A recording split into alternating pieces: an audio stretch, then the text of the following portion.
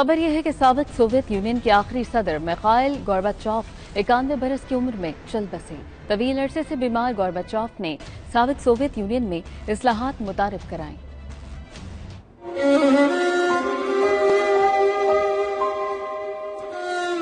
امریکہ کے ساتھ طویل سر جنگ کا خاتمہ کرنے والا چل بسا۔ سابق سوویت یونین کے آخری صدر میخائیل گورباچوف طویل علالت کے بعد انتقال کر گئے۔